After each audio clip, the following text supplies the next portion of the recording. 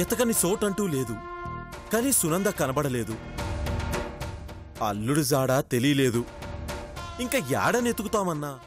నా మేనలుడు నాకు దొరుకుతాడు, నా ఇంటికొస్తాడు, నా కూతురు మెడలో తాళి కడతాడు.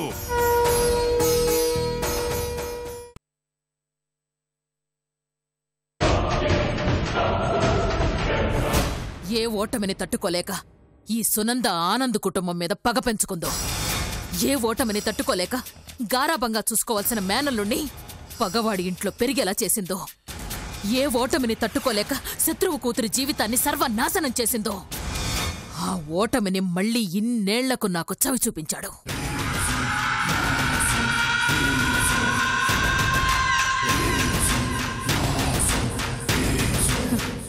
ఈ సునంద ఓడిపోయిందంటే ప్రాణాలు పోయినట్టే.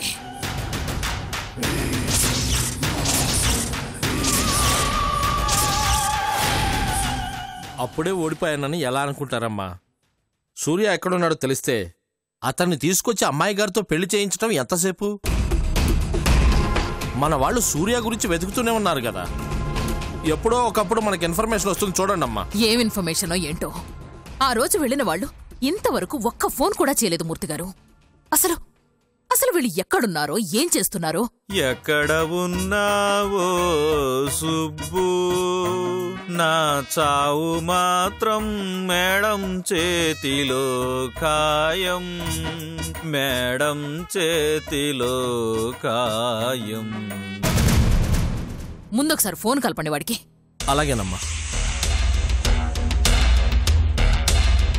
ఇదిగోండమ్మా.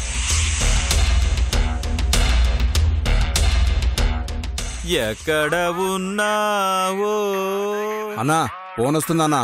ఇంకెవర్రా? అమ్మగారే అయి ఉంటారు. రే రే రే, ఎత్తబాకరా. ఎత్తకపోతే ఎలా అన్నా? అమ్మగారి కోపం రాదా? రే, ఎత్తితే ఏమని సమాధానం చెప్తావురా? అరే, ఆ సుబ్రహ్మణ్యం గురించి ఎక్కడని వెతుకుతావురా? అడ్రస్ లేకుండా, ఆధారం లేకుండా ఎన్ని చోట్లని, ఎన్ని రోజులని వెతుకుతావురా? ఒకవేళ అదృష్టం బాగుండి ఆ సుబ్బే మనకు ఎదురుపడ్డాడనుకో, అతన్ని బంధించి తీసుకెళ్లే అంత ధైర్యం మనకుందారా? వాడి దెబ్బ రుచి తెలిసి మనం వాడికి ఎదురెళ్ళగలుగుతామారా? ఆ సుబ్రహ్మణ్యం ఉగ్ర నరసింహం లాంటోడు. ఎవడైనా తెలిసి తెలిసి పులినోట్లో తలబెడతారా? కాబట్టి నేను చెప్పేదేంటంటే, అమ్మగారికి సుబ్బు గురించి వెతుకుతున్నట్టు చెప్పి ఖర్చులకు డబ్బులు గుంజెయ్యాలి, బీర్లు తాగాలి, శుభ్రంగా కడుపుకు తిని ఇలా పడుకోవాలి. జగమే మాయా, బ్రతుకే మాయా.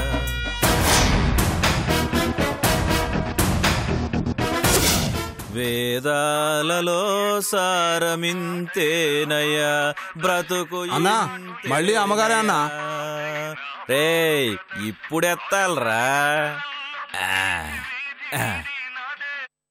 అమ్మా చెప్పండమ్మా.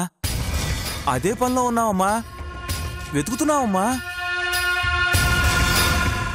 అమ్మా, బండి డీజిల్ ఖర్చులకి డబ్బులు లేవమ్మా. అమ్మా నిజమమ్మా, వెతుకుతున్నావమ్మా. అలాగేనమ్మా, అలాగే వెతుకుతున్నావమ్మా. ఉంటానమ్మా.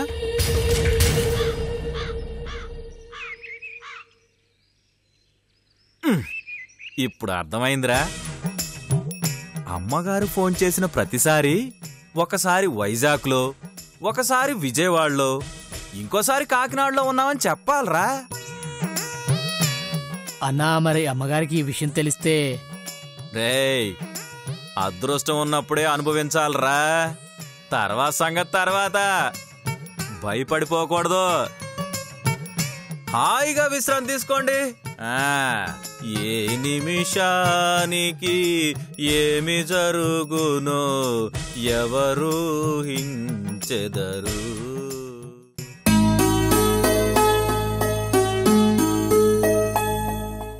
అమ్మా జానకి ఉప్పు సరిపోయిందా? సరిగ్గా పార్వతమ్మ వంట రెడీనా? అయిపోయిందమ్మా, 5 నిమిషాల్లో వడ్డించేస్తాం. ఇద్దరూ కలిసి వంటలన్నీ ఇరగదీసినట్టున్నారే. రుచి చూసి మీరే చెప్పాలమ్మా. బామ్మ ఏం చేసినా రుచిగానే ఉంటుందండి. తను చెయ్య అలాంటిది. ఊరుకో జానకి, తిన్న తర్వాత బాలేకపోతే పరువు పోతుంది. సరే మీరెళ్ళండమ్మా, మేం తీసుకొస్తాం. ఇవన్నీ మీ ఇద్దరు ఎలా తీసుకొస్తారు? నేను కొన్ని తీసుకొస్తాను, ఇది ఇవ్వండి. తీసుకెళ్ళండి.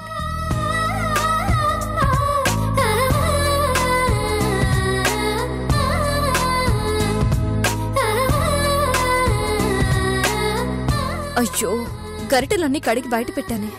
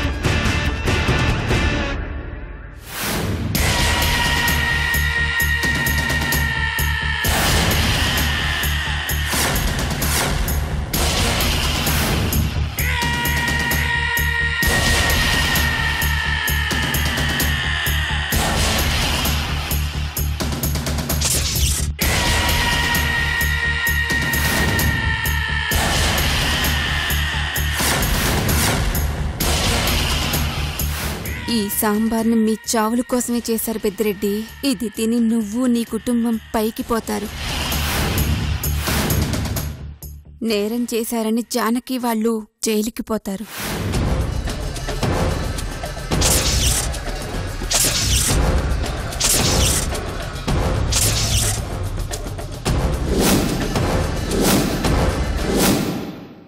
ఏమండి, భోజనానికి రండి. వస్తుండా. ఏం పార్వతమ్మా, ఏంది ఇవాళ స్పెషలా? కోడిని కోయించినావా, ఏటను కోయించినావా? లేదయ్యా, పప్పు, పచ్చడి, చామగడ్డి ఎప్పుడు, సాంబారు అన్నీ శాకాహారమే.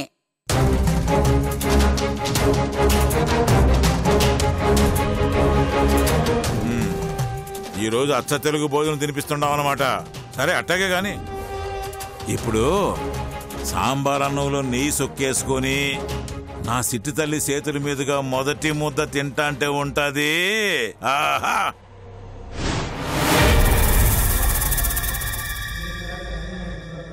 అమ్మా సిట్టి తల్లి, తొందరగా రామ్మా. వస్తున్నా నాన్నా. అవును, జానకేది పార్వతమ్మా? వస్తుందండి.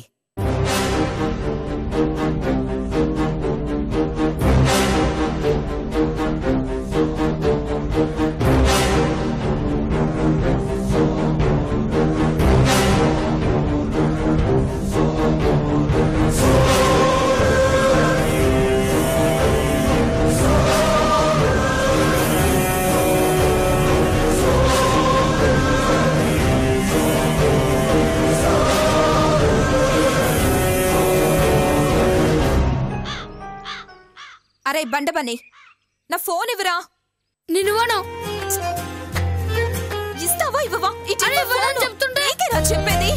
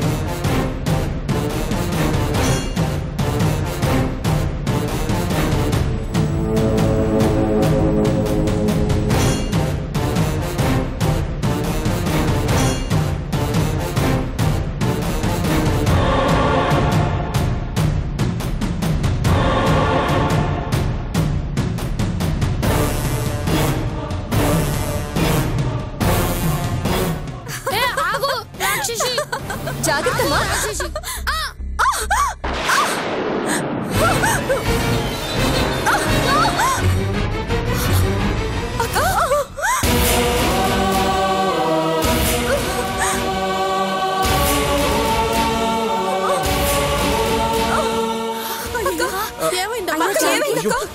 అమ్మా జానకి, ఏమైంది?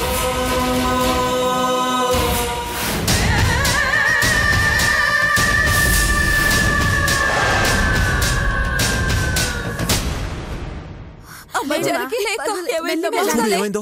మెల్లగా.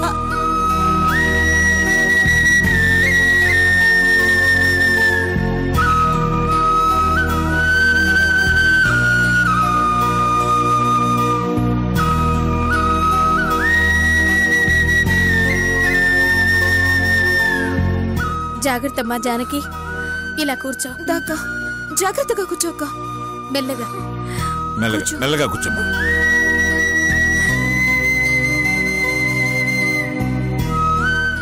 అమ్మా జానకి, నీకేం కాలేదు కదమ్మా? రే బన్నీ, ఏంద్రా నువ్వు? చూసుకోబడలేదా? సన్నాసి వెదవా. రోజు రోజుకి నీ కోతి చేష్టలు ఎక్కువైపోయాయిరా. ఇప్పుడు చూడు ఎంత ప్రమాదం తప్పిందో. ఒరే బన్నీ, నీకు సానా ఆటలు ఎక్కువైపోయినారా ఎదవా? ఏంట్రా బన్నీ, ఒక్క క్షణం గుండె ఆగిపోయింది తెలుసా? పోనీయండమ్మా, చిన్నపిల్లాడు, ఏదో తెలియకేంటి జానకి, తెలియక? నీకేమన్నా అయ్యుంటే?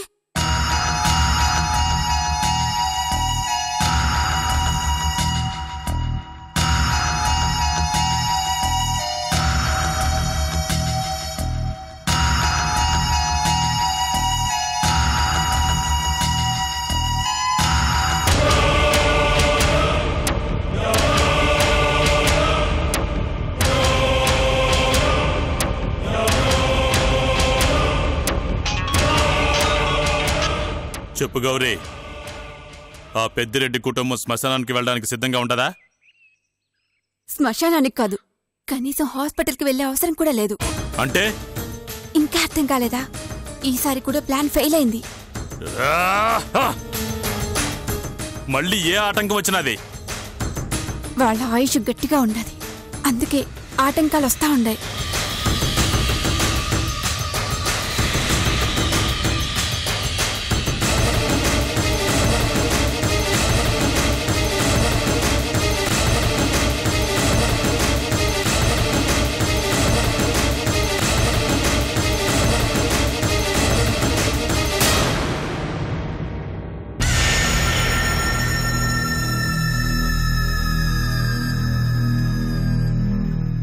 ప్లాన్ చేసేటప్పుడు జాగ్రత్తగా ఉండక్కర్లా? చెప్పినాను కదా, వాళ్ళ అదృష్టం బాగుండదని.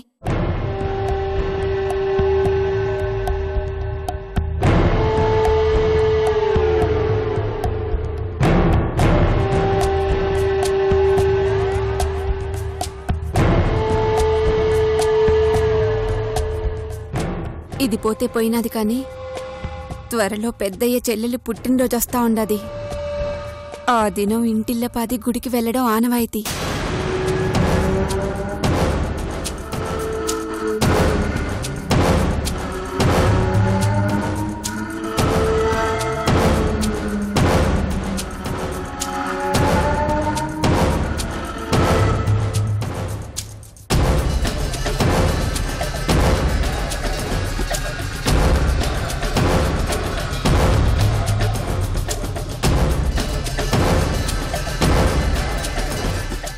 నాకు పనప్పగిస్తే చెడిపోతుందని చిరాకు పడుతుండారు కదా, ఈసారి మీరే ప్లాన్ చేసుకోండి.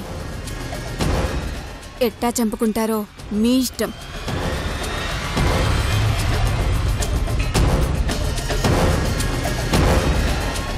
ఈలోపు మళ్ళీ ఏదైనా అవకాశం వస్తే చెప్తాను.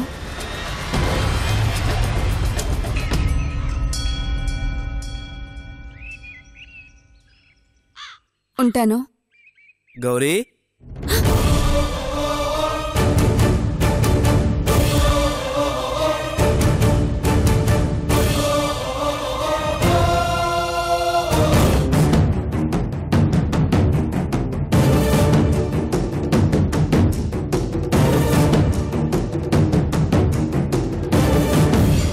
గౌరీ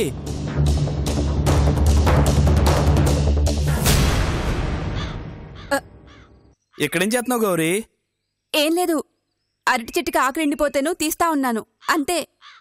నేను చూసుకుంటాను కదా, నువ్వు వెళ్ళు. సరే.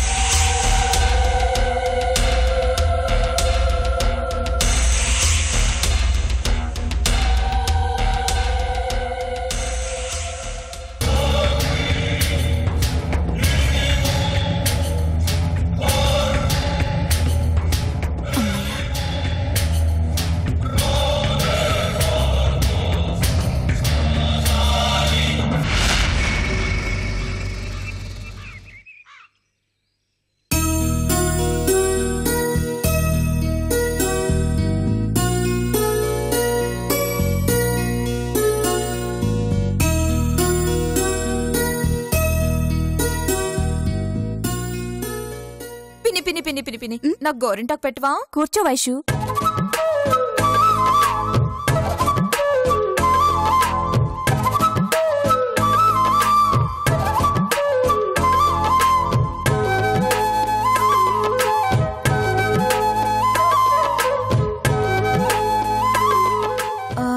పిన్ని, నాకు డౌట్. ఏంటి? గోరింటాకు ఆడవాళ్ళే ఎందుకు పెట్టుకుంటారు? రాబోయే మొగుడు ఎలాంటి వాడో తెలుసుకోవడానికి.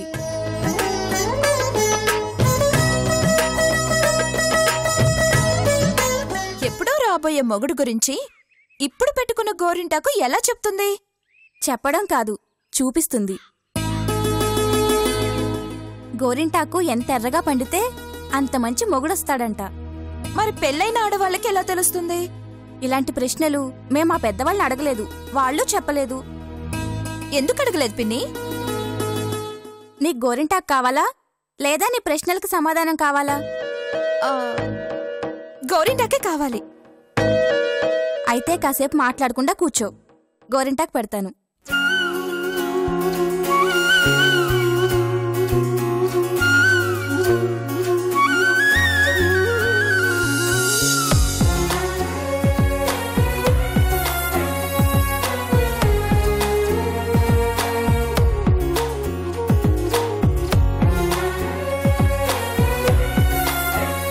వైష్ణవి,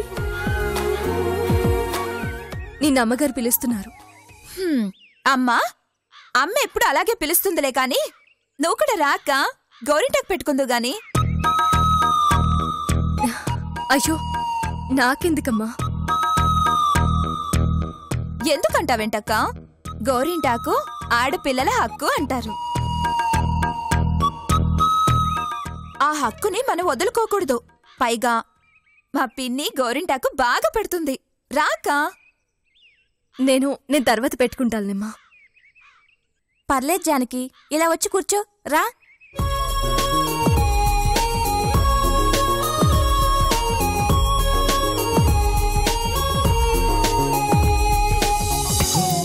రా దాకా కూర్చో.